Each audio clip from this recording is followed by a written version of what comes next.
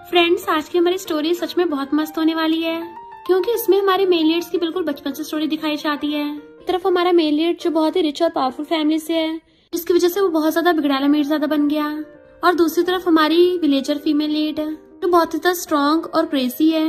But हमारा male lead तो हमारी फीमेल लीड से बहुत नफरत करता है। तो क्या इन दोनों के बीच की दुश्मनी में कभी दोस्ती हो पाएगी, और क्या हमारी विलेजर फीमेल लीड इस बिगड़ैला मीरजादे को सुधार देगी? ये जानने के लिए तो आपको पूरे ड्रामा को लास्ट तक देखना होगा, क्योंकि इसमें आपको रोमांस कॉमेडी के साथ साथ बहुत क्यूट सीन्स भी देखने को मिलेंगे। एंड कैसे हमारा डेंजरस वारलॉर्ड विलेजर गर्ल से क्रेजली ऑब्सेस्ड हो जाता है। तो चलो फिर बिना किसी देरी के स्टार्ट करते हैं स्टोरी को। स्टोरी की स्टार्टिंग में एक बच्चा घोड़े बैठ के आ रहा था, तो सब लोग चिल्लाने लग जाते हैं। फू फैमिली का लिटिल किंग ऑफ हेल फिर से आ गया, तो सब लोग अपनी जान बचा के भागने लगे थे। फू चाओ कहता है, इस बार मैं भी अपने डैड को ढूंढ के उनकी तरह आर्मी ज्वाइन करूंगा। उसके पीछे बैठा आदमी कहता है, यंग मास्टर, अगर आपकी मॉम को पता चल गया तो उनको बहुत गुस्सा आएगा। फू चाओ कहता, शट अप, तुम होते कौन हो मुझे लेक्चर देने वाले, और घोड़े की स्पीड बढ़ा देता है। इससे हर तरफ अफरा तफरी मच गई थी और तबाही हो रही होती है। भी वहाँ पे फू फैमिली की यंग लेडी अपनी गैंग और बंदूक के साथ पहुँचती है। शैतान, ये कर क्या रहा है तू? फू चाओ कहता, मॉम मैं डैड के साथ बैटल में जाऊंगा। तो मॉम कहती, खड़े के देख रहे हो, जाके यंग मास्टर को लेके आओ। बॉडीगार्ड्स उन्हें चारों तरफ से घेरने लगे थे, पर वो सबको खदेड़ देता है। तो मॉम कहती है, जो भी आज इसको पकड़ेगा मैं उसको $100 सिल्वर दूंगी। बार तो इसने हद कर दी, इसका पिछवाड़ा तोड़ूंगी। कुछ हो गया तो मॉम, ये मैं नहीं कर रहा, ये घोड़ा कंट्रोल से बाहर हो गया है। अभी वो घोड़ा एक कू नाम के बंदे के ऊपर चढ़ने वाला था, और वहाँ पे हमारी फीमेल एड जीजिया चाहती है डैड, और एकदम फ्लैश की स्पीड से जाके अपनी पावर से घोड़े के साथ साथ उन दोनों को बुढ़ा के मारती है। डैड कहते हैं, जीजी तुम ठीक तो हो ना? पर जीजी तो हथियार निकाल के सीधा फू चाओ के पास चलने लगी थी। वो भी डरता पीछे को होता है, ये क्या कर रही हो? तो कहती है, तुमने अपने घोड़े से मेरे डैड को हर्ट किया है, माफी मांगो। फू चाओ कहता, माफी? वो भी मैं? जिस दिन से मैं पैदा हुआ हूँ उस दिन से मुझे तो माफी शब्द का मीनिंग भी नहीं पता। जीजी कहती, ठीक है तो मैं तुम्हें माफी मांगना सिखाती हूँ, और उस पर हथियार चलाने लगी थी। सब लोग डर जाते हैं। इस लिटिल गर्ल को पता नहीं है क्या फू फैमिली की 9 जनरेशंस के इकलौते वारिस हैं। जीजी मारने वाली थी, मॉम चिल्ला पड़ती है, पर फू चाओ बेहोश हो गया था, और जीजी तो बस उसको डरा रही थी। मॉम भाग के देखती है, फू चाओ का तो पी निकल गया। कहती है, तुम बच्ची? सारे बॉडीगार्ड्स जीजी पे गन तान देते हैं। सब लोग कहते हैं, अब तो ये बच्ची गई काम से। पहली बार किसी ने किंग ऑफ हेल से पंगा लिया है, इसको तो लग रहा है जंगली वुल्फ्स को खिला दिया जाएगा। डैड कहते हैं, यंग लेडी, सब मेरी गलती है, प्लीज मेरी बेटी को माफ कर दीजिए, मैं बदले में यंग मास्टर की पूरी लाइफ गुलामी करूंगा। जीजी कहती, डैड मैंने खुद किया तो मैं रिस्पॉन्सिबिलिटी लूंगी, और वैसे भी ये मेरी गलती नहीं थी। जबकि डैड उसको चुप करा रहे थे, टॉम के इशारे पे सारे बॉडीगार्ड्स गन हटा देते हैं। तो मॉम पास आती हुई एकदम से जीजी का हाथ पकड़ लेती है। बहुत बढ़िया किया, फाइनली मुझे कोई ऐसा मिला तो मेरे इस लिटिल मॉन्स्टर को कंट्रोल कर सकती है। तुम तो मेरी सेवियर हो। सब लोग हैरान, ये क्या हो गया? मॉम कहती हैं, अपने बेटे को सुधारने के लिए मैं तुम्हें अपने विला में इनवाइट करती हूँ, ये रही तुम्हारी 1 मंथ की सैलरी। पर डैड उसे लेने नहीं देते। तो मॉम कहती हैं, मैं अपने बेटे की शैतानी से तंग आ गई हूँ, तो लगता है इसको सुधारने के लिए किसी और को ढूंढना पड़ेगा। जीजी सोचती है, डैड का पैर का इलाज कराने के लिए हमें पैसों की जरूरत है, सिर्फ मेडिसिन बेच के हम इतना नहीं कमा पाएंगे। और कहती है, मैं ये करने के लिए तैयार हूँ, और पैसे ले लेती है, जबकि डैड मना कर रहे थे। जीजी कहती है, पर मेरी 3 कंडीशंस हैं। सबसे पहली, जब मैं फू चाओ को डिसिप्लिन सिखाऊंगी, चाहे मैं कोई भी तरीका यूज करूँ, कोई भी बड़ा बीच में टांग नहीं अड़ाएगा। मॉम कहती है, ओके डील। तो कहती है, सेकंड कंडीशन, जो साथ में स्टडी भी करनी है। थर्ड कंडीशन, मेरे डैड की लेग का इलाज कराना होगा। इनफैक्ट मेरे डैड की चोट इतनी भी ज्यादा सीरियस नहीं थी, वो तो तुम्हारे बेटे की वजह से हुई है। और सोचती इनको शक ना हो जाए, डैड की चोट तो पहले से सीरियस थी। मॉम कहती, मैं तो खुद यही सोच रही थी, लिटिल गर्ल तुम कल से हमारे मेंशन में जाना। वो कहती है, ओके। फू चाओ नींद में बड़बड़ा रहा था, वो शी डेविल अगर दोबारा दिखे ना उसको बहुत मारूंगा। और जैसे उठता है तभी जीजी चाबू लेके खड़ी थी। Good morning young master. उसे देख के डर के मारे कूद पड़ता है, कोई जल्दी आगे इसको भगाओ। तो मेट्स भाग के आके लाइन में लग जाती हैं। तो कहता है, इसको बाहर फेंको। मेट्स कहती हैं, आपकी मॉम ने आपको सुधारने के लिए इसको हायर किया है, तो जो भी बोलेगी वही होगा। जीजी कहती है, ये आज का तुम्हारा होमवर्क है, 2 घंटों में इसको कंप्लीट करो। गुस्से से अपनी लकड़ी की तलवार उठा लेता है। तुम होती कौन हो मुझ पे ऑटो चलाने वाली? तो उसकी तलवार खींच के उसको पकड़ के घुसा मार देती है, कि वो चिल्ला पड़ता है, मॉम मुझे बचाओ, ये तो मुझे सच में मार रही है। और जीजी भी चाकू से पकड़ के दे दनादन घूसे मारने लग जाती है, जबकि वो सिर्फ ये बड़बड़ाता रह जाता है कि असली मर्द कभी लड़कियों से फाइट नहीं करता, कोई मेरी आके हेल्प करो। इतनी बुरी तरह हो रही थी, इट्स को भी हंसी आ जाती है, अच्छा सबक सिखाया। मॉम उसके चिल्लाने की आवाज में वहाँ से उठ के चली जाती हैं। यंग मास्टर को बताना मत कि मैं यहाँ पे थी। मुझे चिल्लाया जा रहा था कि तुम तो पूरी तरह से डेविल हो, और पढ़ते पढ़ते बेहोश हो जाता है। उसने मार मार के दोनों आंखें खाली कर दी थी। चुपके चुपके अपना सामान लेके वहाँ से भागने लगा था कि अब तो मैं खुद की मॉम पे भी भरोसा नहीं कर सकता। मैं आर्मी में जाके फाइट सीखूंगा, फिर आके इस शी डेविल को हराऊंगा। जैसे गेट खोलने वाला था, पल फेंक के मारती है कि बुड़क जाता है और मेड्स उसको चारों तरफ से घेर लेती हैं। तभी जीजी स्टेयर से चाबुक पटकती हुई आती है तो कहता है, मैं इस गवर्नर मेंशन का मास्टर हूँ, खबरदार मुझे हाथ लगाया तो। पर जीजी घंटा से डरने वाली थी तो डरता हुआ पीछे को होता है कि मेरे पास गन है, मुझसे दूर रहो। पर वो फिर भी आगे को जा रही थी। जैसे वो गन चलाने वाला था, उसका हाथी पकड़ लेती है और नीचे गिरा दिया था। गन छीन के कहती है, खाली बंदूक से डरा रहा है, इतना बचकाना है। फूजाओ कहता है, तुम इंसान ही हो ना। कहते अब बताऊंगी मेरी बात ना सुनने पे कितना दर्द होता है, और उसको मारती है। वो चिल्ला रहा था, फिर पिटा हुआ पड़ा था। वो लड़की एक नंबर की डीमन है। जब उसकी मेडिसिन लगती है तो दर्द से और चिल्लाता है और फूके मार रहा था। मैं उस डेविल को छोड़ूंगा नहीं। मेट्स कहती है, यंग मास्टर आपको जीजी की सुननी चाहिए, सिर्फ तभी वो आपको नहीं मारेगी। तो कहता है, शट अप, उसकी जरूर कोई ना कोई कमजोरी होगी, पक्का वो स्नेक से डरती होगी। मैं उसको दिखाऊंगा मेरे से पंगा लेने वालों को क्या हाल होता है। फिर नेक्स्ट सीन में फ्लावर्स को पानी दे रही थी एंड वो झांक के देख रहा था। देन वहाँ पे एक स्नेक छूट जाता है। वो स्नेक जीजी को बताता है कि ये बेवकूफ मुझे तुमसे डराना चाहता है। जीजी कहती है, तो मैं भी इसको डरा देती हूँ, और जानबूझ के चिल्लाने लग जाती है, आय हाय स्नेक आ गया। पूजा खुश होता है, शी डेविल ने अपनी डर के मारे पैंट गीली कर ली होगी। फिर वहाँ पे आके देखता है कि कहाँ गई वो, बट वो स्नेक उसके पैरों पे लिपट जाता है तो चिल्लाने लग गया था कि कोई आके मेरी हेल्प करो, अभी तो मुझे आर्मी में भी जाके फाइट करनी है, तो मैं यहाँ पे ऐसे मर नहीं सकता। जीजी आके स्नेक उठा के फेंक देती है, पर इतनी जल्दी फट गई। ये स्नेक तो इतना जहरीला भी नहीं था। दिन आर्मी ज्वाइन करने के बारे में बड़बड़ाते रहते हो, बट थोड़ी सी फटी पे रोने लग जाते हो, कितना एम्बेरसिंग है। तो वो उसको जाते हुए देखने लगा था कि ये इतनी स्ट्रॉन्ग कैसे है। ये सब सोच के उसको रात को नींद नहीं आ रही थी। कॉपी लेके लिखने लग जाता है कि दुश्मन को हराने से पहले दुश्मन को अच्छी तरह से समझना होगा। जीजी अभी ना कभी मैं तुम्हें हरा ही दूंगा, और प्लान बना के सो जाता है। नेक्स्ट डे अपना होमवर्क कंप्लीट करके उसको दिखाता है। कहती है, आज का काम पूरा हुआ, अब तुम फ्री हो। देन फिर अपने डैड से मिलने हॉस्पिटल आती है तो फूजाओ भी उसके पीछे पीछे आता है। जीजी अपने हाथों से डैड को खाना खिलाती है तो कहता है, यकीन नहीं हो रहा ये शी डेविल इतनी जेंटल भी है। फिर जब जीजी जाने लगी थी तो वो तब भी चुपके चुपके उसका पीछा कर रहा था और देखता है वहाँ पे एक टाइगर है। जीजी उस टाइगर को सलाने लग जाती है और इवन उससे बातें भी कर रही थी। ये देख के फूजाओ की हालत खराब हो जाती है। ऊपर से उसके जाने के बाद टाइगर उसको देख लेता है, उसे देख के गुर्राता है तो डर के मारे चिल्ला पड़ता है और जैसे अपनी जान बचाने के लिए पीछे को भागता है, एक रस्सी में पैर अटकने से वो गलती से पेड़ पे लटक गया था तो चिल्लाता है, जीजी हेल्प करो। वो भाग के आती है, तुम यहाँ क्या कर रहे हो। फिर वो उसको बचा लेती तो रो रहा था कि मुझे अपने घर जाना है। कहती है, अगर तुम्हें गवर्नर जितना बहादुर बनना है तो सिर्फ रोने से बात नहीं बनेगी, थोड़ी हिम्मत वाले बनाओ। तो कहता है, मैं इसलिए रोता हूँ क्योंकि तुम मुझे इतना पढ़ाती हो, इतना पढ़ पढ़ के तो मैं कमजोर हो जाऊंगा, गन चलाना कब सीखूंगा। कहती, तुम्हारे दिमाग के पेस्ट हिले हैं क्या, पढ़ने से तो वर्ल्ड को और अच्छे से समझ सकते हैं, इसलिए जब तुम आर्मी ज्वाइन करोगे तुम्हें यही नॉलेज काम आएगी। हाथ आगे करती है, चलो मैं अब तुम्हें घर ले चलती हूँ। तो वो भी उसका हस्बैंड कहता है, ठीक है मैं तुम्हारी ये वाली बात सुनूंगा। देन उसको देखता जा रहा था। नेक्स्ट सीन में वो खुश होकर पढ़ाई करता है कि मैंने क्वेश्चन सही किया है ना। वो कहती है, हाँ तुम काफी सुधार कर रहे हो, तो आज मैं तुम्हें बाहर खिलाने ले चलूंगी। मॉम और ग्रैंडपा भाग के आते हैं, तुम ठीक तो हो ना, तुम फंसे कैसे थे उस ट्रैप में। कहता, मैं ठीक हूँ ग्रैंड पेरेंट्स, ये जीजी है, इसने मुझे बचाया था। ग्रैंडमा कहती, कितनी प्यारी बच्ची है, हमारी फैमिली की सेवियर है, तो ये मेरी तरफ से गिफ्ट ना ब्रेसलेट निकाल के उसको दे देती हैं। तो कहती, नहीं नहीं ये बहुत ज्यादा कीमती है, मैं नहीं ले सकती। फूजाओ कहता, ग्रैंडमा जल्दी करो, मुझे फिर पढ़ाई कंप्लीट करने के बाद इसके साथ बाहर खेलने भी जाना है। मॉम खुश होती है, मेरे बेटे ने एकदम सही होमवर्क किया है, और ग्रैंड पेरेंट्स को भी दिखाती हैं। मेट्स कहती हैं, यंग मास्टर के टेस्ट पेपर्स भी बहुत अच्छे गए हैं। नेक्स्ट सीन में फूजाओ भाग के आता है कि मेरे फुल मार्क्स आए हैं, जीजी तुमने मुझे कैंडी दिलाने का प्रॉमिस किया था। पर मेट्स कहती है, जीजी तो आज यहाँ है ही नहीं। वो पूछता, कहाँ गई। तो कहती है, कंट्री साइड का एक बच्चा आया था जीजी को लेने, शायद वो लोग चाइल्डहुड फ्रेंड्स होंगे। पूजा टेस्ट पेपर छोड़ के भागता है। धन झांक के देखता है कि एक चैन नाम का बच्चा जीजी से कहता है, क्या मैं इस कैंडी को टेस्ट कर सकता हूँ। जीजी थोड़ा हिचकिचा रही थी कि मुझे तो ये फूजाओ के साथ शेयर करनी थी, पर चैन को दे देती है। चैन खा के कहता, टेस्टी है, पर फूजाओ को गुस्सा आ रहा था। डैड कहते हैं, थैंक यू चैन, तुम मुझसे मिलने आए, तुम दोनों साथ में बड़े हुए हो तो कभी अलग मत होना। पर फूजाओ को गुस्सा आ रहा था, क्या जीजी सच में उसे लाइक करती है। चैन कहता है, जीजी मैं तुम्हारे लिए गुड न्यूज लेके आया हूँ, लेजेंडरी डॉक्टर जिसको तुम बहुत ज्यादा एडमायर करती हो वो फाइनली आ गए हैं, तो तुम मेडिसिन स्टडी करने का अपना ड्रीम पूरा कर सकती हो उनकी डिसाइपल बनके। वो कुछ बोल नहीं पा रही थी। डैड कहते हैं, मेरे पैर अब काफी हद तक ठीक हो गए हैं, तुम अपना सामान पैक करके जल्दी जाओ उनके पास। चैन कहता है, मैं भी पैकिंग में हेल्प करूंगा। पर फूजा भाग के आता है, जीजी तुम मुझे छोड़ के नहीं जा सकती। वो पूछती, तुम यहाँ क्यों हो। तो कहता है, मैं अच्छे से स्टडी करूंगा और तुम्हारी हर बात सुनूंगा।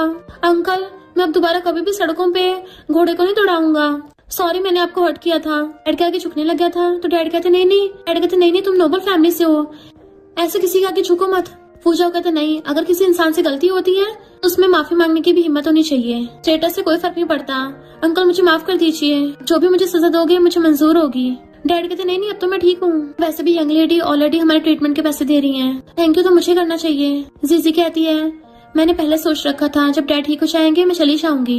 अब तुम्हारे अच्छे मार्क्स आने लग गए, तुम खुद से पढ़ाई कर सकते हो, मेरे बिना भी। वो कहता बिल्कुल भी नहीं, तुम्हारे बिना नहीं। चैनो से साइड कर कहता है तुम्हारा घर जीजी का घर नहीं है, जीजी को अपने सपने पूरे करने हैं, तुम कैसे उसको रोक सकते हो। तो फूजा चैन को धक्का मार गिरा देता है। ये मेरे और जीजी के बीच की बात है।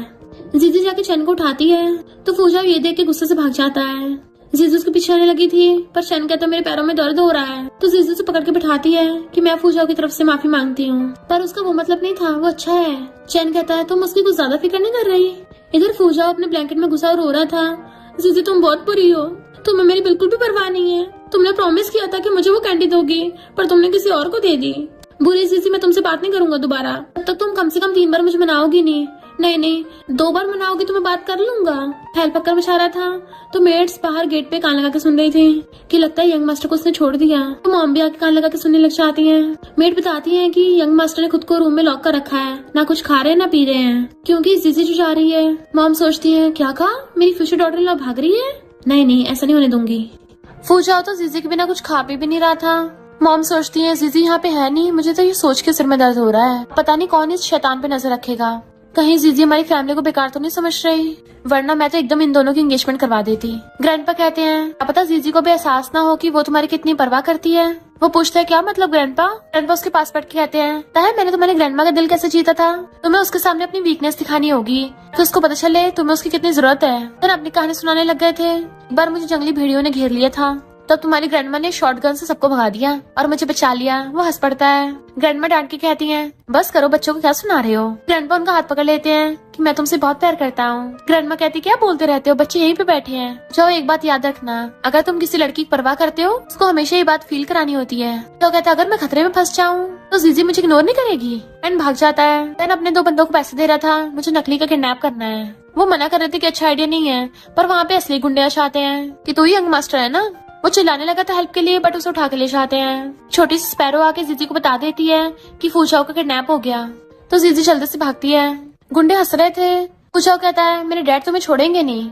गुंडे कहते हैं इसकी फिंगर्स काट के गवर्नर मैंशन में भिजवा दो और बदले में 1 लाख गोल्ड बार्स चाहिए, वरना इस बच्चे की बॉडी मिलेगी। जैसे गुंडा चाकू लेके उसके क्लोज आने लगा था, सोचता है जीजी ने बोला था इतनी ज्यादा डेंजरस सिचुएशन हो उतने ज्यादा शांत रहना चाहिए। जैसे वो उसके फिंगर काटने लगे थे तो कहता है अगर तुम लोगों को 1 लाख गोल्ड बार्स चाहिए मेरी फिंगर मत काटो, मैं लिख के घर पे लेटर भिजवा सकता हूँ। पर मेन गुंडा कहता है हमारी इसके गवर्नर बाप से दुश्मनी है तो उसके बेटे कैसे बख्श देंगे, काटो इसकी उंगलियाँ। पर उससे पहले वहाँ पे गेट तोड़ के जीजी आ जाती है। गुंडे कहते हैं गवर्नर के बंदे अटैक करने आए हैं, पर जैसे देखते बच्ची है तो हंसने लग जाते हैं। जीजी पूछती है तुम ठीक तो हो ना। तो सोचता है जीजी को सबसे ज्यादा मेरी परवाह है और कहता है मेरी चिंता मत करो, तुम भागो यहाँ से जल्दी। गुंडा कहता है इस बच्ची को भी पकड़ लो। तो फूजा चिल्लाने लगा था उसको हाथ पे मत लगाना। जैसे गुंडा आता है वो उसको लात मार के बुड़का देती है। फिर एक एक करके सबकी वाट लगा रही थी। एक तो सरिये से अटैक करता है बट वो सरिये तक मोड़ देती है और सबको ढेर कर दिया था। बस मेन गुंडा बचा था जो डरने लग जाता है कि पास मत आना। तो कहती तुम्हारी हिम्मत कैसे फूजा को किडनैप करने की। तो वो गुंडा फूजा को पकड़ने लगा था पर फूजा खुद के जीजी के पास आ जाता है, पर गुंडा गन चला देता है। फूजा गिर गया था और वो गुंडा भी निपट गया था। इनफैक्ट गवर्नर ने उसको शूट किया था क्योंकि वो अपनी गैंग लेके जो पहुंच गया था, जो उन गुंडों को घेर लेते हैं। गुंडे जान की भीख मांगने लगे थे और गवर्नर शूट करके उनकी खोपड़ियां उड़ा देता है। किसी सर चकराने से गिरने लगी थी। फूजा उसे पकड़ता है तो वो उसकी रस्सी खोलने लगती है। अब से तुम कहीं मत भागना, पता कितना डेंजरस है। वो कहता जीजी मुझसे गलती हो गई, अब से मैं अच्छा बन के हमेशा तुम्हारी सुनूंगा। इतने में मॉम भागती हुई आती है कि तुमने तो मुझे डरा ही दिया था, अच्छा हो तुम दोनों ठीक हो। वर्नर हंसते हुए कहते हैं तुम तो सच में एक मार्शल आर्ट्स जीनियस हो, अगर तुमने मुझे एडवांस में खबर न भिजवाई होती तो मैं अपने गैंगस्टर लेके यहाँ कैसे पहुँचता। इनफैक्ट जीजी ने एक डॉग के हाथों खबर भिजवाई थी कि गवर्नर को दे आना। गवर्नर कहते हैं तो क्या तुम हमारे साथ आर्मी ज्वाइन करके फाइट करोगी। मॉम कहती क्या बोल रहे हो जीजी, एक लड़की है वो क्यों आर्मी ज्वाइन करेगी। गवर्नर कहते हैं एक हीरो का जन्म और जेंडर कभी मैटर नहीं करता। देखो फूजाओ को, भले लड़का है कितना वीक है, मुझे लगता है फू फैमिली को इस लिटिल गर्ल को एज ए डॉटर अडॉप्ट कर लेना चाहिए तो ये फूजाओ की छोटी बहन बन जाएगी। दोनों खुश होने लगे थे साथ में रहेंगे। मॉम कहती तुम्हारे डैड का दिमाग फिर गया है, अच्छा चलो घर चलो और उनको ले जाती हैं। डॉक्टर चेकअप पर बताता है कि यंग मास्टर एकदम ठीक है। ग्रैंडमा कहती है अच्छा वो जीजी है, इसकी वजह सब ठीक हुआ है। थैंक यू जीजी, तुम हमारी फैमिली की सच में बहुत बड़ी सेवियर हो। जीजी जाने लगी थी। पूछा कहता है क्या तुम वापस से कंट्री साइड में जा रही हो, मुझे छोड़ के जाओगी? भले इस बार मेरे कम मार्क्स आए थे, अगली बार मैं पक्का फुल मार्क्स लेके आऊंगा। तो कहती है मुझे तुम पे भरोसा है, तुम अच्छे मार्क्स ला सकते हो और खुद से पढ़ सकते हो। पूछा जानबूझ के उसके ऊपर गिर जाता है, पर मैं फिजिकली कमजोर हूँ, अच्छा फील नहीं हो रहा। ग्रैंडपा कहते नलायक, मेरी ट्रिक अपना रहा है। जीजी कहती है पर मुझे सच में घर से आके मास्टर को ढूंढना होगा। पूछा कहता है तो मैं भी तुम्हारे साथ चलूंगा, जहाँ तुम जाओगी वही रहूंगा। और तुम्हें दुनिया कोई फेमस डॉक्टर भी चाहिए होगा वो भी ढूंढ लाऊंगा। हमने तो प्रॉमिस किया था ना, हम दोनों हमेशा साथ में फ्रेंड्स रहेंगे। मॉम कहती सही कहा, तुम शहर में रुक के भी अच्छे से स्टडी कर सकती हो। चैन छुप के उनकी बातें सुन रहा था, तभी वहाँ पे गवर्नर आशा आते हैं। कौन जाने की बात कर रहा है? मैंने तुम्हें अपने साथ आर्मी ज्वाइन करने के लिए पूछा था। वो कहती मैं नहीं चाह रही, तो सब लोग बहुत खुश होते हैं। पर चैन गुस्से में था, जीजी ने बोला था हमेशा मेरे साथ बेस्ट फ्रेंड्स रहेगी, अब क्या ये मुझे छोड़ देगी? फिर नेक्स्ट दिन में फूजा को बर्थडे था, सब लोग उसको हैप्पी बर्थडे यंग मास्टर बोल के गिफ्ट्स दे रहे थे और वो भी थैंक यू करके ले रहा था। तो लोग हैरान होते हैं, यकीन नहीं हो रहा ये वही लिटिल डेविल है जो हमेशा अकड़ दिखाता था, अचानक से इतना तमीजदार बन गया। जीजी आती तो भाग के उसके पास आता है कि तुम बहुत सुंदर लग रही हो। वो कहते थैंक यू। इतने में उसके डैड और चैन भी अच्छा आते हैं। जब पूछता अंकल आपका पैर पहले से बेटर है, मैं आपको टी ला के देता हूँ। वो कहते नहीं यंग मास्टर मैं खुद ले लूंगा। फूचाओ कहता नहीं आप पेशेंट हो, मुझे आपका ध्यान रखना चाहिए, और उन्हें पकड़ के ले जाता है। चैन कहता है तुमने 3 दिन में जाने का कहा था ना, तो ये रही हमारे टिकट्स। जीजी कहती है मैंने यही रुकने का सोचा है, मिरेकल डॉक्टर का वैसे भी सही से आता पता नहीं है, पता नहीं वो कब आएंगे। चैन कहता है तुम क्या अपने सपने छोड़ दोगी? तो कहते नहीं मैंने हार नहीं मानी है, मैं शहर में स्कूल में रह के पढ़ूंगी, यहाँ के स्कूल्स बहुत अच्छे हैं। अगर तुम्हें यहाँ रुकना हो तो मैं यंग लेडी को बोल के तुम्हारा भी बंदोबस्त करवा दूंगी। चैन कहता मुझे नहीं करना, तुमने पहले प्रॉमिस तोड़ा है, आखिर इस शहर में ऐसा भी क्या खास है? इतने में गवर्नर आ चाहते हैं कि मुझे कुछ अनाउंस करना है। तो लिलिन का डैड उसे कहता है गवर्नर आज एक लड़की को अडॉप्ट करेंगे, तो वो तुम ही होनी चाहिए। गवर्नर सबको पार्टी में अनाउंस करते हैं कि आज वो फैमिली में 2-2 खुशियां हैं। सबसे पहले तो मेरे बेटे फूचाओ का बर्थडे है, और दूसरा मैं जीजी को अपनी गॉड डॉटर अडॉप्ट करना चाहता हूँ। सब लोग क्लैपिंग करने लगे थे। लिलिन और उसका बाप मुंह फुला लेते हैं, इस विलेजर गर्ल का तो ठिकाना लगाना पड़ेगा। जीजी के डैड को जीजी की चिंता हो रही थी, तो जीजी कहती नहीं फू फैमिली वाले बहुत अच्छे हैं। फूचाओ कहता है हाँ हम सब लोग जीजी को पसंद करते हैं, इवन इसके अच्छे स्कूल में एडमिशन भी करवाया है, ये फर्स्ट आई है। डैड को प्राउड फील होता है। जीजी कहती है डैड मैं पेंटिंग में भी फर्स्ट आई हूँ, तो वो खुश होकर उसको हक कर लेते हैं, जबकि चैन थोड़ा गुस्से में लग रहा था। लिलिन कहती है फूचाओ मैं तुम्हारे लिए फॉरेन से गिफ्ट लेके आई हूँ, तुम्हें गन बहुत पसंद है। और फूचाओ कहता है मुझे पसंद नहीं रही। जीजी तुम मेरे लिए बर्थडे गिफ्ट में क्या लेके आई हो? तो वो उसे एक छोटा सा टॉय देती है। लिलिन कहती है फूचाओ को ऐसी बचकानी चीजें पसंद नहीं आएंगी, बट फूचाओ तो ले लेता है, ये मेरा बेस्ट गिफ्ट है। जबकि लिलिन ये सब देख के चिढ़ रही थी। फूचाओ को बाहर खेलने चलने के लिए पूछती है, बट वो मना कर देता है। तो लिलिन का डैड उसे कोने में ले जाके प्लान बताता है, पर चैन ने भी सुन लिया था। तो लिलिन जीजी कहती है केक खा लो। जीजी मना करती है, पर वो जबरदस्ती करने लगी थी। तो जीजी कहती तू पिटना चाहती है क्या? तभी ग्रैंडमा जीजी से टी मांगती है। वो जैसे देने जाने लगी थी, लिलिन उसे टकरा चाहती है। जैसे ग्रैंड पेरेंट्स जीजी की लाइव टी पीते हैं, उनकी तबीयत खराब होने लगी थी। लिलिन का बाप जो छुप के देख रहा था, कहता है इस लड़की ने इनको पॉइजन दिया है। ग्रैंड पेरेंट्स हैरान कौन सा पॉइजन? तो वो कंफ्यूज हो जाता है। जीजी कहती है जब लिलिन मुझसे टकराई थी तुमने टी में पॉइजन मिला दिया था, मुझे तो उसकी स्मेल से पता चल गया था, इसलिए मैंने टी एक्सचेंज कर दी। फूचा गुस्से में तुम्हारी इतनी हिम्मत, मेरे ग्रैंड पेरेंट्स को हर्ट करना चाहते थे, बहुत बुरे इंसान हो। चैन कहता है ये नमूने तो किसी काम के नहीं है। बॉडीगार्ड्स लिलिन के डैड को पकड़ के लेके जाने लगे थे, तो वो कहता है इस लिटिल गर्ल की पॉकेट में जहर है। एंड सच में जीजी की पॉकेट में एक मेडिसिन बॉक्स निकलता है। जीजी कहती है पता नहीं किसने डाला मेरी पॉकेट में, पर इतना पता है जिसने भी इसको खोला होगा उसके हाथ अगर पानी में डाले जाए पानी रंगीन हो जाएगा। और फिर जीजी अपना पानी में हाथ डाल के दिखाती है, कुछ भी नहीं रिएक्ट होता। उस गुंडे का पानी में हाथ डालते ही कलरफुल हो गया था, तो उसे अरेस्ट करके ले जाते हैं। फूचाओ कहता है जीजी तुम कितनी इंटेलिजेंट हो, इतनी नॉलेज तो स्कूल में टीचर भी नहीं सिखाते। वो कहती है मैं माउंटेन्स पे बड़ी हुई हूँ ना, वहाँ पे मुझे मेडिसिनल हर्ब्स के बारे में सब कुछ पता है वहाँ पे ऐसे मशरूम्स भी हैं जिनको खाते डांस करने लग जाते हैं। पूछाओ कहता अच्छा मुझे भी वो मशरूम खाने हैं। तो कहती है उसको ऐसा नहीं खाना चाहिए। पूछाओ कहता हम बड़े होकर साथ में आर्मी ज्वाइन करेंगे। जीजी कहती नहीं मैं बड़ी होकर डॉक्टर बनना चाहती हूँ ताकि दुनिया की सारी बीमारियां ठीक कर सकूं। पूछाओ कहता ये तो और भी ज्यादा कूल है, मैं भी मेडिसिन स्टडी करूंगा, मैं तुम्हारा डिसाइपल बन जाऊंगा।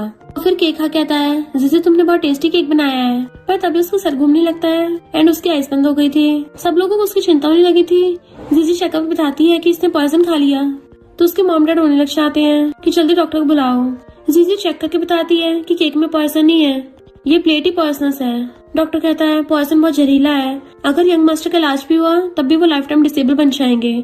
मॉम तो सदमे से गिरी चाहती हैं कि चाहे कुछ भी हो जाए प्लीज मेरे बेटे को बचा लो। डॉक्टर कहता है जिस फ्लावर से पॉइजन ठीक होता है वो तो सदियों से गायब है। जीजी कहती है मैं उस फ्लावर को ला सकती हूँ और वहाँ से भाग जाती है। देन वो माउंटेन पे उस हर्ब्स को लेने आई थी। जैसे गिरने वाली थी वहाँ चैना चाहता है कि मैं भी तुम्हारी हेल्प करने आया हूँ। एक बर्ड के बताने पे जीजी को वो हर्ब्स मिल जाती हैं। चैनो से फूजाओ के पास जाने से मना कर रहा था। जीजी कहती है तुमने वहाँ पे जहर रखा था ना, पहले तो सिर्फ शक था, अब तो मैं पूरा श्योर हूँ, बताओ फूजाओ को हर्ट क्यों किया। चैन कहता मैं तो बस उसको सबक सिखा रहा था क्योंकि वो अपनी वारलॉर्ड की पावर से तुम्हें जबरदस्ती अपने पास रख रहा है।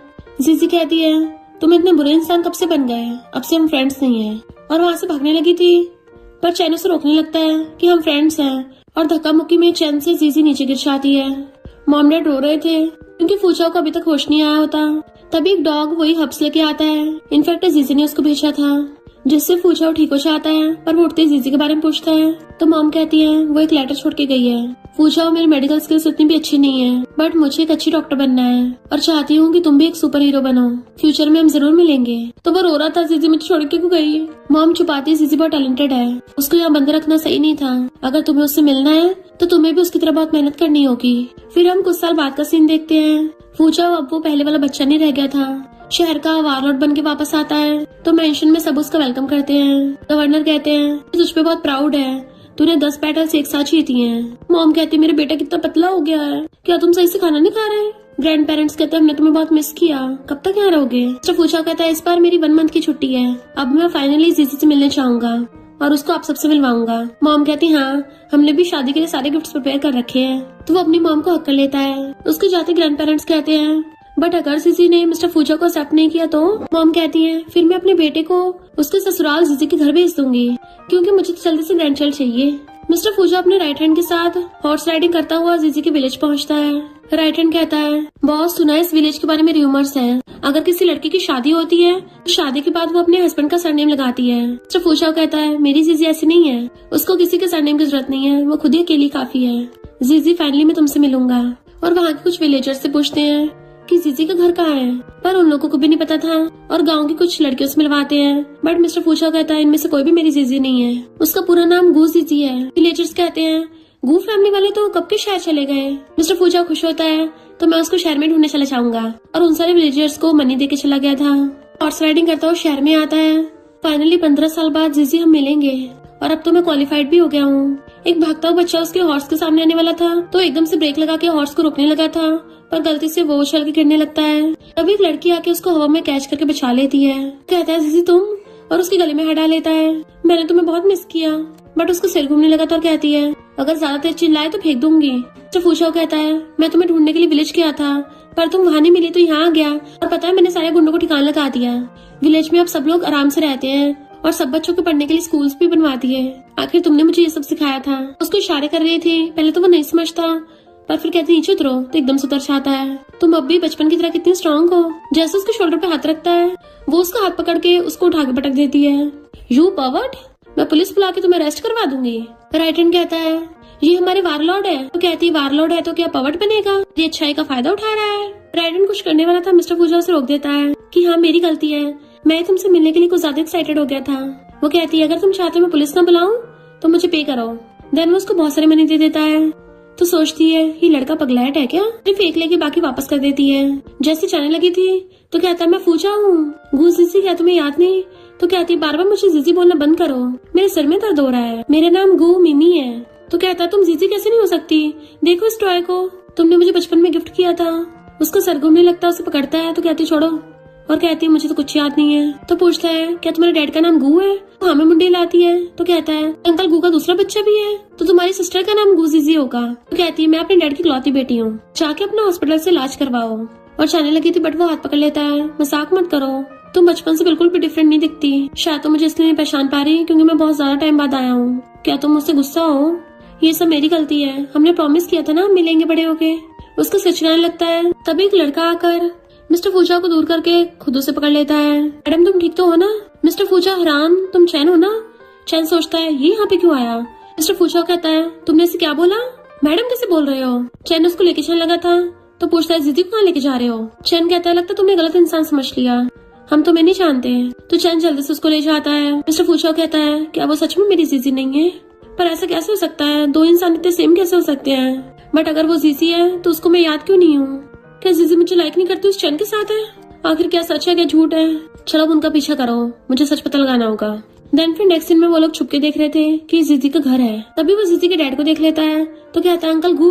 डैड कहते हैं यंग मास्टर तुम तो कितने बड़े हो गए हो। मिस्टर फूचाओ कहता है अंकल जीजी मुझे पहचान क्यों नहीं पा रही? तो डैड बताते हैं कि सालों पहले वो पहाड़ी से गिर गई थी, इतनी जख्मी हो गई थी, बहुत मुश्किल से बची। मैंने गॉड से बहुत प्रे किया, तब उसका नाम बदल के मिमी रखा, तब जाके उसको होश आया। मिस्टर फूचाओ कहता है जीजी मुझे बचाती हुई जख्मी हुई थी, और उनके पैरों में गिर जाता है अंकल ये सारी मेरी गलती है, मैं अपनी पूरी लाइफ से जीजी को कम्पनसेट करूंगा।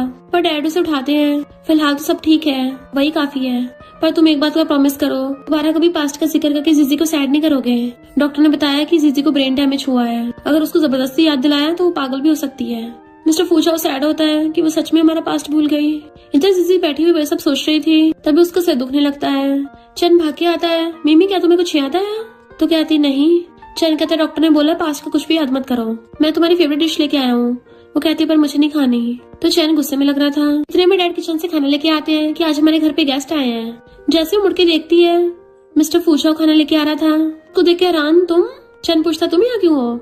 मिस्टर फूचाओ कहता अंकल ने मुझे इनवाइट किया, तुम्हें कुछ प्रॉब्लम है क्या? कहते चलो साथ में बैठ के खाते हैं। तो मिस्टर फूचाओ चैन को साइड करके खुद जीजी के पास बैठ जाता है। जब वो लोग खाना खाने लगे थे तो जीजी को अपने हाथों से खाना सर्व करता है। वो चुप हो गई थी। डैड कहते खाओ तो खाने लग जाती है। मिस्टर फूचाओ पूछता है मिमी क्या तुम अभी मेडिसिन स्टडी कर रही हो? तभी उसको सिर दुखने लगा था तो डैड उसको जल्दी से मेडिसिन लाके देते हैं और मिस्टर फूचाओ उसे फूक मार के पानी पिलाता है। चैन कहता है सब तुम्हारी गलती है, उसे खींच के बाहर ले जाता है कि तुम्हारी वजह से आज उसका ये हाल है, तुम्हारी दवाई लेके आने के लिए वो पहाड़ी से गिर गई तो मैं उसको ढूंढ के लाया। उस टाइम तुम कहाँ थे? मेंशन के लोग तुम्हारी पैम्परिंग कर रहे थे, तो अब उसको जाने क्यों नहीं देते? अगर उसकी भलाई चाहते तो दूर हो जाओ यहाँ से।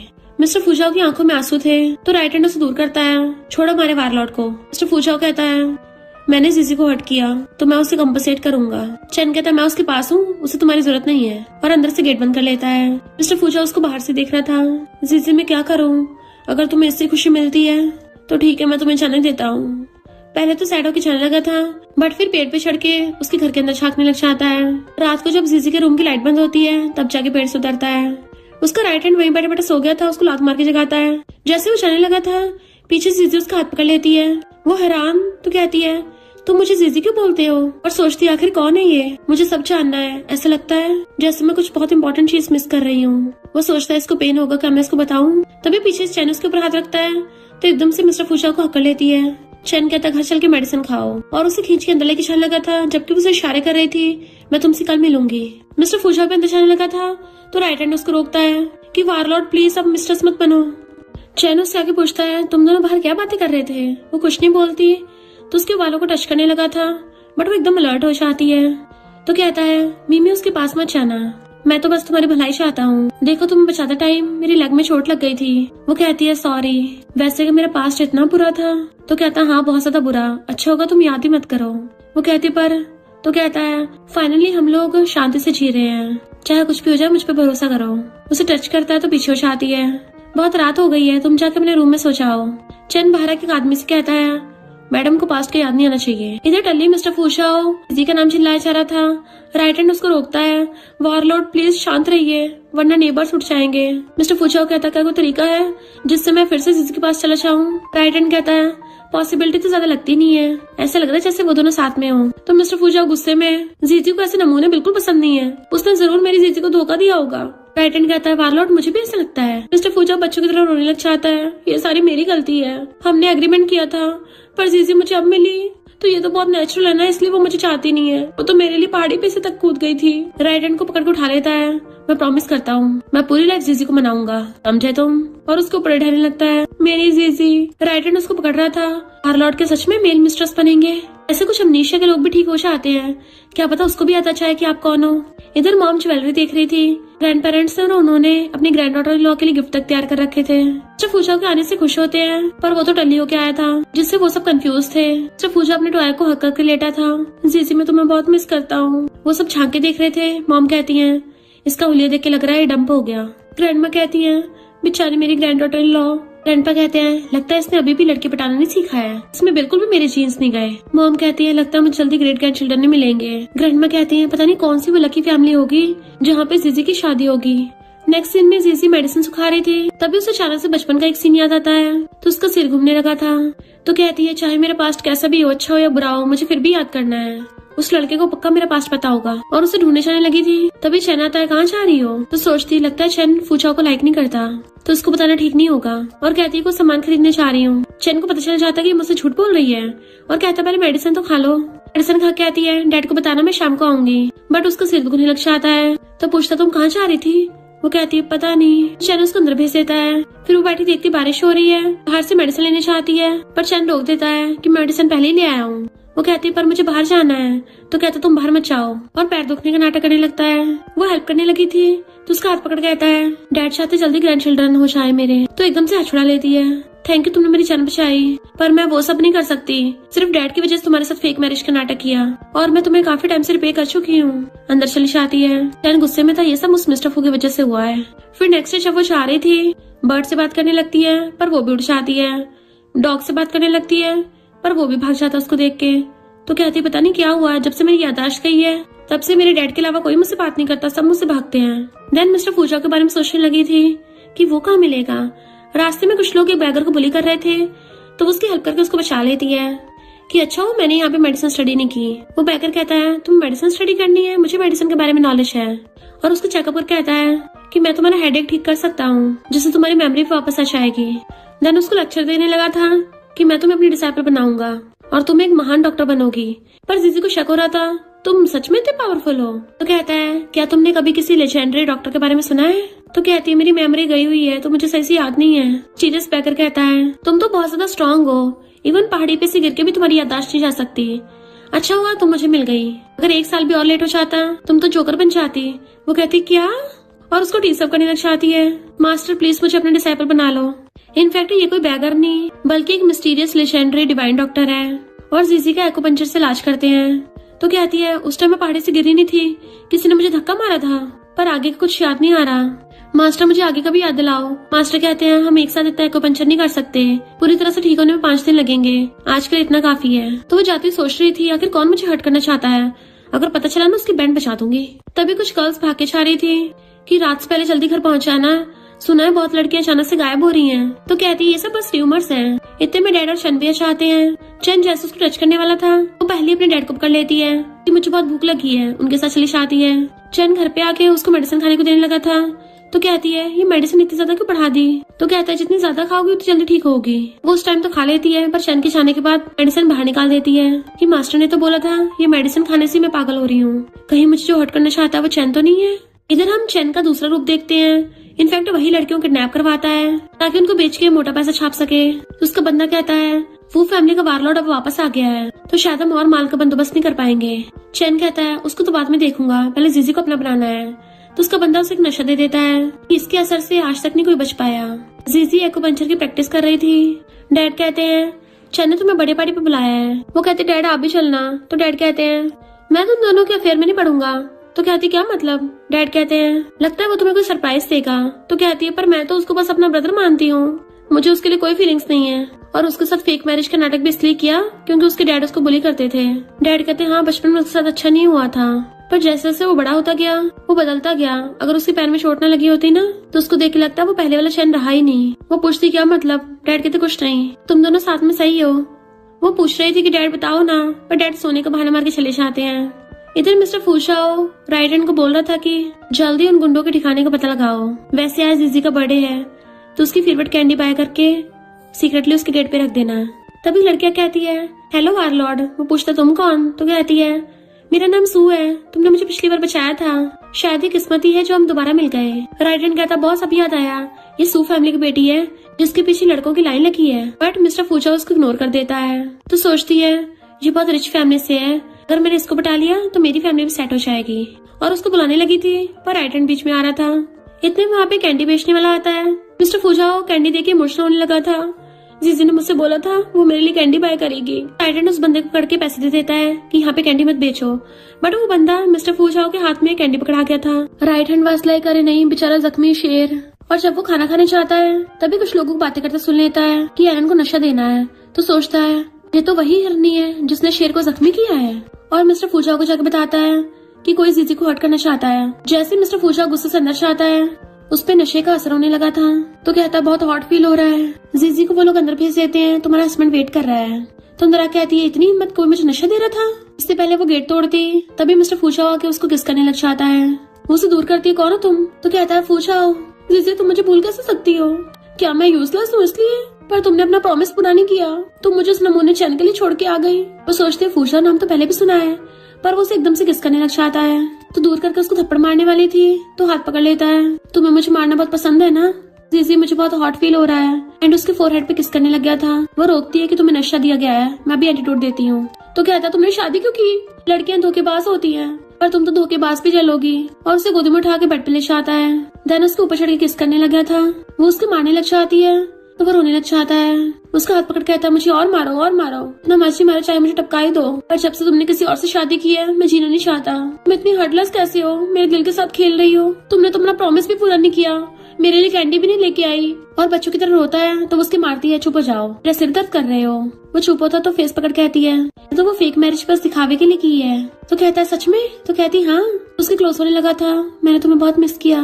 उसके कपड़े खोल के उसको किस करने लगा था, पर वो तो उसको थप्पड़ मार के सुला देती है। देन एंटीडोट उसके मुंह में डाल देती है। फिर उसे गौर से देखने लगी थी कि तुम तो गवर्नर के बेटे हो। पूछाओ बाहर से चैन आवाज मारता है तो सोचते रहे नहीं सिचुएशन को कैसे क्लियर करूंगी। जो भी हो मुझे फर्क नहीं पड़ता। चैन अंदर आता तो कहती वैसा नहीं है जैसे तुम समझ रहे हो। मिस्टर फूचाओ ने चैन की बातें सुन ली थी तो नाटक करता हुआ कहता है जीजी देखो तुमने मुझे कितना टॉर्चर किया है, और अपने गले में दिखाने लग गया था। चैन फूचाओ के जैसे मारने लगा था, जीजी रोक देती है कि फूचाओ को नशा हो गया था, मैंने तो बस इसको एंटीडोट दिया है। वो कहता अच्छा। तो कहती है पर तुमने मुझे यहाँ क्यों बुलाया और यहाँ पे नशा क्यों रखा था? और सोचते अगर मुझे मास्टर ने मेडिकल स्किल्स न सिखाई होती तो मैं भी इस नशे के चक्कर में फंस जाती। चैन कहता पता नहीं। तो कहती शॉपकीपर को बुलाओ। मिस्टर फूचाओ आवाज मारने लगा था तो चैन कहता हम तो हस्बैंड वाइफ हैं, ये तो हमारे बीच का बस फोर प्ले है। तो कहती है हमारी कोई शादी नहीं हुई है, वो तो बस हमने ऐसे बोल दिया था। मिस्टर फूचाओ कहता है तुम मेरे साथ ऐसे कैसे कर सकते हो? मैं नशे की लपेट में आ गया और देखो मेरी इज्जत उछल गई। अभी तो मेरी शादी भी नहीं हुई है, मैं कुंवारा हूँ। अगर ये बात बाहर पता चलेगी, लोग मुझे देखेंगे तो मैं कैसे सबको एक्सप्लेन करूंगा? कौन मेरी रिस्पॉन्सिबिलिटी लेगा? चैन कहता मुझसे गलती हो गई, मैंने कोई इतनी बड़ी गलती भी नहीं करती। तो कहती नशा देना गलत है, तुमने मेरी जान बचाई थी, मैं उसके लिए थैंकफुल हूँ। मैं तुम्हें पैसों से रिपे कर दूंगी, अब दोबारा कभी नहीं मिलेंगे। अभी मिस्टर फूचाओ चैन को पैसे दे देता है, ये जीजी के बदले के हैं, तुम इससे ब्रेकअप कर लो और इस गधे से दूर हो जाओ। सोचती है फूचाओ का एहसान रखना चैन को रिपे करने से ज्यादा बेटर है। और कहती है अब हमारा हिसाब बराबर हुआ। और मिस्टर फूचाओ को हाथ पकड़ के लेके चैन लगी थी तो वो चैन से टकरा के जाता है। चैन तो गुस्से सामान फेंक के मारा था। जैसे मिस्टर फूचाओ को पकड़ के बाहर लेके आती है तो लोग इशारा कर रहे थे वारलॉर्ड तुमने तो बहुत मजे किए। वो हाथ छुड़ाने लगी थी पर मिस्टर फूचाओ हाथ नहीं छोड़ता कि अब तो मेरी इज्जत चली गई है, तो बताओ मैं कैसे जीऊंगा? तुम्हारी वजह से मेरी इज्जत लुट गई। छत पे खड़े सब लोग उनको इशारे कर रहे होते हैं। कहता अब तो सबने देख लिया कि वारलॉर्ड को एक लड़की रूम में से पकड़ के लाई है, तो अगर आज तुमने मेरी रिस्पॉन्सिबिलिटी नहीं ली मैं फ्यूचर में कैसे अपनी आर्मी को मुंह दिखाऊंगा? वो सोचती बड़ा बेशर्म है। तो कहता है मैंने तुम्हारी पे भी करवाया है, अब तो मेरी इज्जत और पैसा दोनों चले गए। तो कहती है बात तो सही है। तो पहले बोलने लगता है कि मैं तुम्हारा फायदा नहीं उठा रहा, मुझे पैसे वापस नहीं चाहिए, बस मुझसे शादी कर लो। तो सब लोग उनके लिए हार्ट बनाने लगे थे। वो हैरान मैं तुमसे शादी करूं? और सोचती अभी तो मेरी याददाश्त वापस भी नहीं आई है। तानी मिस्टर फूचाओ किस तरह का इंसान है, ये भरोसे लायक है? सोचता है लगता है मना कर रही है और कहता है फेक शादी भी चलेगी। जब तुम उस नमूने के साथ फेक शादी का नाटक कर सकती हो तो फिर मेरे साथ क्यों नहीं? सब लोग शादी करने के लिए चिल्लाने लगे थे। तो कहता है चाहे मुझे बाद में डाइवोर्स भी दे देना। तो कहती थोड़े से पैसों के लिए शादी कौन करता है? वो कहता है तो मैं तुम्हें फू फैमिली की पूरी प्रॉपर्टी दे दूंगा। तो खुशबू कहती है ठीक है, उसे पकड़ के ले जाती है। देन वो उसे अपने मेंशन में लेके आता है तो सोचती है ये जगह जाने पहचाने को लग रही है। मिस्टर फूचाओ कहता है क्या तुम्हें कुछ याद आया? तो बचपन की याद करके कहती है मैं तुमसे यहाँ पे लड़ती थी। तो खुश होता है तुम्हें याद आ गया? याद है कैसे तुमने मेरी गन पकड़ ली थी, मुझे कैसे थपड़ा थपड़ी करा था? तो कहती है बस कर और मत हिलाओ वरना कुछ याद नहीं आएगा। तो कहता है सॉरी सॉरी। उसे प्यार से पकड़ के ले जाके सोफे बिठाता है। देन टी फूक मार के देने लगा था। तो कहती है हमारे पास्ट के बारे में बताओ। इतने में मॉम चाहती है जीजी, तो वो भी उनको जाके हक कर लेती है। मॉम कहती है फाइनली तुम आ गई और जल्दी से गॉड का थैंक यू करने चाहती है। मैं तो कब से गॉड से प्रे कर रही थी कि कब तुम दोनों की शादी होगी, हमारी पूरी फैमिली तुम दोनों की शादी की दावत का वेट कर रही है। वो कहती है मैडम ये कुछ ज्यादा जल्दी नहीं हो जाएगा? मॉम कहती है इसमें जल्दी क्या है, तुम दोनों एक दूसरे को 15 सालों से जानते हो और शादी की प्रिपरेशन की चिंता मत करो, वो सब मैं अरेंज करवाऊंगी। तो कहती है मैंने अभी अपने डैड को नहीं बताया। मॉम कहती है जल्दी मेरे इन-लॉज को लेके आओ। मिस्टर फूशा वाज लाइक मॉम अमेजिंग। तभी जीजी के डैड को ले आते हैं। मॉम कहती है फू फैमिली की सारी प्रॉपर्टी अब से जीजी की है। डैड हैरान थे, ये सब क्या चल रहा है। वो कहती है डैड फिलहाल हाँ कर दो। मॉम कहती है क्या हुआ इन-लॉज, क्या कोई प्रॉब्लम है। डैड कहते हैं हम ये सब नहीं ले सकते। मॉम कहती है अगर आप अब भी सेटिस्फाइड नहीं हो तो क्यों ना मेरी बेटी की शादी अपनी फैमिली में करवा दो, उसे घर जमाई बना के रख लेना। मिस्टर फूशा कहता हाँ आपको निराश नहीं करूंगा। डैड कहते नहीं नहीं। मॉम कहते हैं इन-लॉज फिर आपको चाहिए क्या, जल्दी से बच्चों की ग्रैंड वेडिंग करवाते हैं। शादी की पूरी तैयारी हो चुकी है और जीजी के साथ हम कभी कुछ गलत नहीं होने देंगे। डैड कुछ बोल ही नहीं पा रहे थे। जीजी कहती है मैडम हमें मंजूर है। मॉम कहती है अभी मुझे मैडम क्यों बोल रही हो, तो मॉम बोलना चाहिए। मिस्टर फूशा मॉम को बाहर से पकड़ के ले जाता है। धीरे से बताता है कि जीजी अपनी मेमोरी भूल गई है तो इतनी जल्दबाजी मत करिए। जीजी बाय करती हुई सोफे पे गिर के चैन की सांस लेती है। डैड कहते हैं चैन का क्या होगा, तो कहती है चैन ने मुझे नशा दिया। डैड कहते हैं उसको अभी मार के आता हूँ। रोकती है डैड, वो मैटर सॉल्व हो गया है, अब से हम दोनों के अलग रास्ते हैं। पता है मुझे बचपन का थोड़ा थोड़ा याद आने लगा है कि मैं और मिस्टर फूशा बचपन से एक दूसरे को जानते हैं। डैड कहते हैं तुम दोनों स्टार्टिंग में दुश्मन थे, वो एकदम बिगड़ैल अमीर सा था और तुमने उसको मार मार के सुधारा। अब से वो हमेशा तुम्हारे सुनने लगा और तुम्हारा पहले नाम जीजी था। वो कहती जीजी। डैड पूछते तुम्हें शिद्दत नहीं हुआ, तो कहती नहीं। और सोचती है जब से मैंने चैन की मेडिसिन खाना बंद किया है तब से मुझे सिर दर्द नहीं होता। कहती है डैड मुझे पास्ट का और भी बताना, तो डैड भी हाँ कर देते हैं। फिर शादी के बाद उन दोनों की वेडिंग नाइट थी। वो बेड पे बैठी हुई वेट कर रही होती है। तभी मिस्टर फूशा आता है और सबसे चीयर्स कर वाइन पीने की वजह से वो थोड़ा नशे में था तो वॉशरूम में शावर लेने चला जाता है। बट रियल में वॉशरूम में एक्सरसाइज कर रहा था। जीजी को मेरी बॉडी पसंद भी आएगी या नहीं। वार्म अप करके बाहर आता है। वो उसकी बॉडी देख कहती है तुमने सही से कपड़े क्यों नहीं पहने, तो कहता है बटन लगाना भूल गया। वो उसको जल्दी से ढक देती है वरना तुम्हें ठंड लग जाएगी। तो कहता है मेरी बॉडी इतनी कमजोर नहीं है जो एकदम ठंड लग जाएगी। कहती है मुझे कमजोर बॉडी वाले प्रिटी बॉय पसंद नहीं है। मिस्टर फूशा कहता है मैं कोई प्रिटी बॉय नहीं हूँ, मेरी बॉडी तो गुंडों को धो धो के बनी है।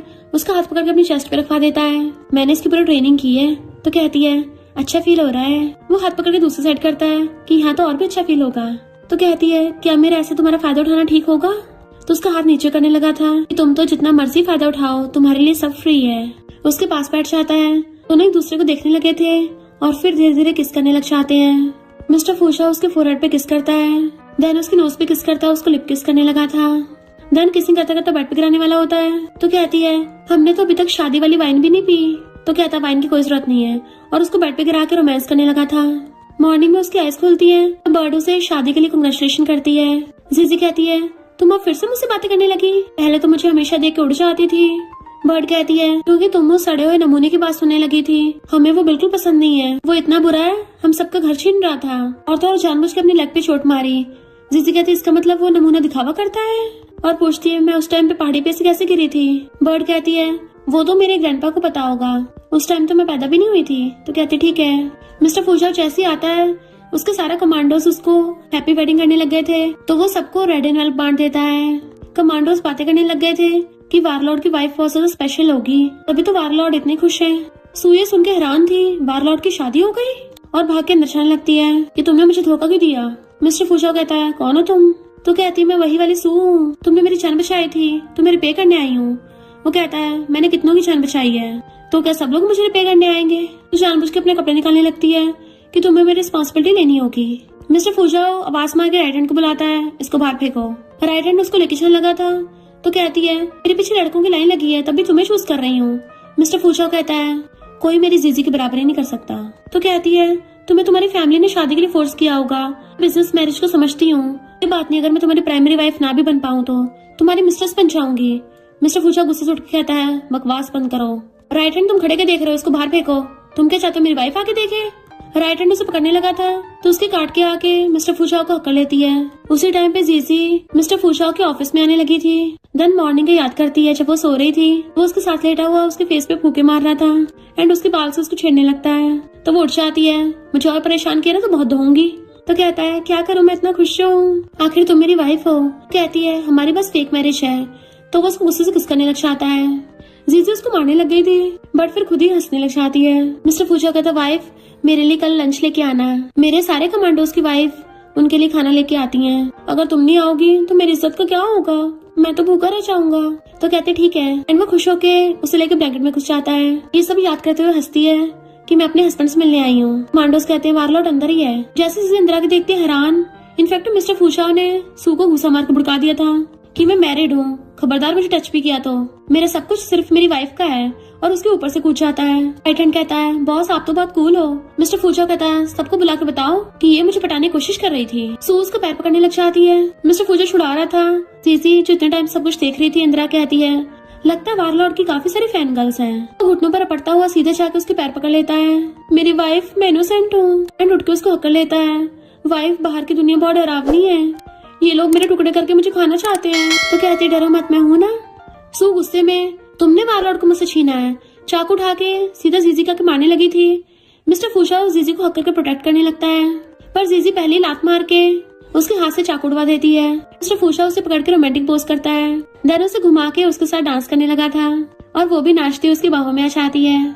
फिर क्या दोनों कपल डांस करने लग जाते हैं। राइट हैंड कहता है, वाओ मैडम तो बहुत कूल है। मिस्टर फूशा कहता है, वीफे तुम्हारे साथ मुझे बड़ा सेफ फील होता है। सू फिर से अटैक करने लगी थी, तो दोनों कपल डांस करते हुए उसे उड़ा देते हैं कि वो मैप में जाके घुस गई थी। राइट हैंड के ऑर्डर्स पे मांडो सू को जेल में डालने के लिए घसीट के ले जाते हैं। जीजी कहती है, मैं तुम्हारी लंच लेके आई हूँ।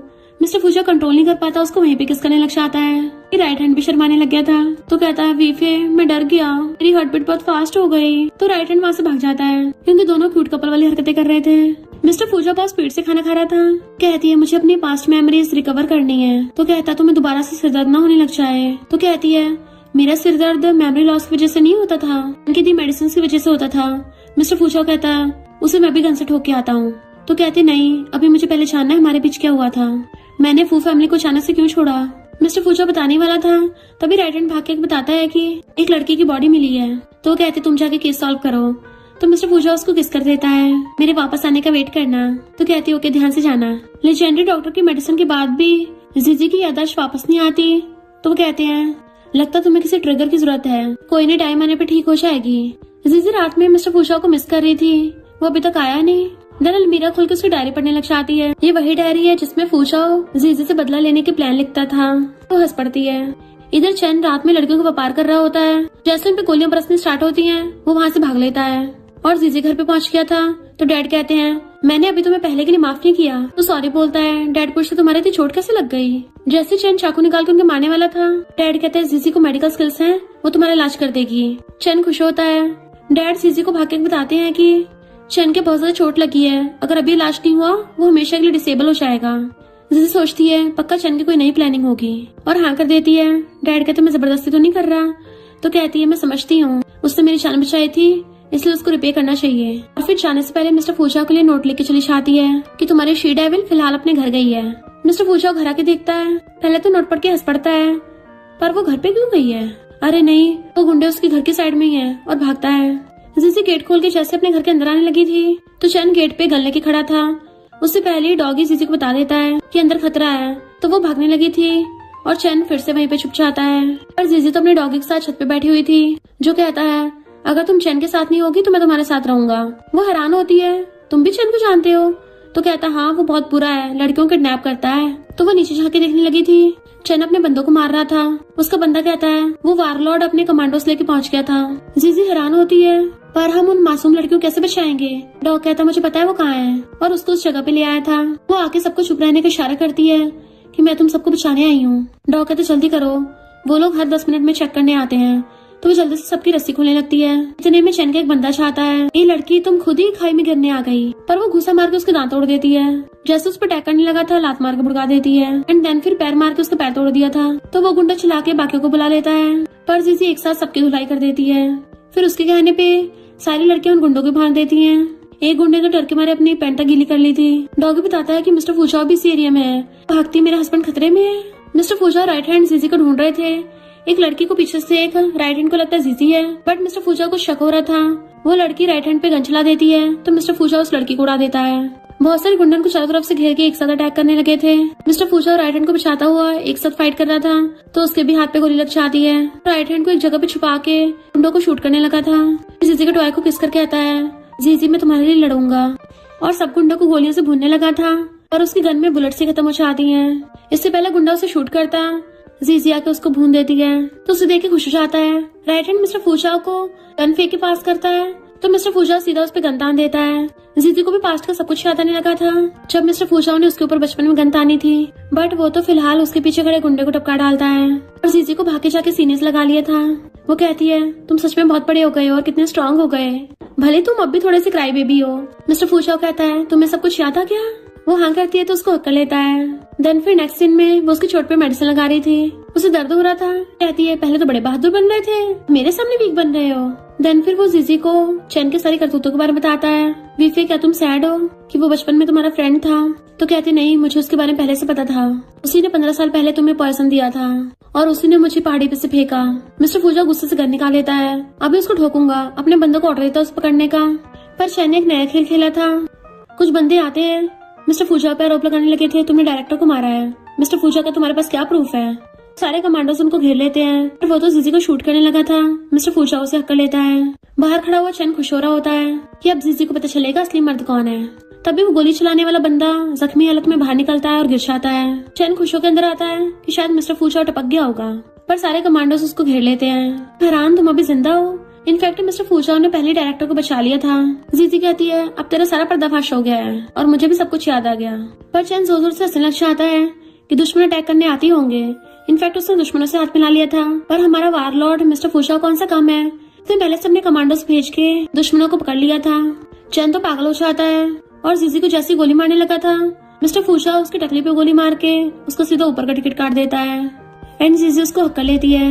देन दोनों एक दूसरे के सिर से सिर लगा लेते हैं। फिर नेक्स्ट सीन में देखते हैं मिस्टर फूजाओ और जीजी का बेटा हुआ था, तो मिस्टर फूजाओ उसको डांटता है, शैतान तुम फिर से इतना ऊपर चढ़ गए, लगता है आज तुम्हें बहुत मार पड़ेगी। वो कहता है, डैडी मुझे पकड़ के दिखाओ। मिस्टर फूजाओ कहता है, तुम्हारी मम्मी आती होगी, वो तुम्हें मेरी तरह आसानी से बख्शने नहीं वाली। तो बाबा कहता है, नहीं नहीं डैडी, मम्मी को मत बताना। मिस्टर फूजाओ से गोदी में उठा लेता है। फिर प्रॉमिस करो तुम बिल्कुल भी खाने में नखरे नहीं दिखाओगे, वेजिटेबल्स खाओगे। बाबा कहता है, डैडी पर आप बहुत खराब खाना बनाते हो। मिस्टर फूजाओ कहता है, बकवास बंद कर, तेरी मम्मी को तो बहुत टेस्टी लगता है। जीजी अपनी डॉक्टर की जॉब करके घर आई होती है और काफी थक जाती है क्योंकि बहुत सारे पेशेंट्स थे। मिस्टर फूजाओ कहता है, वाइफ मैं तुम्हें रेस्ट करवाता हूँ, एंड उसे किस करने लग जाता है।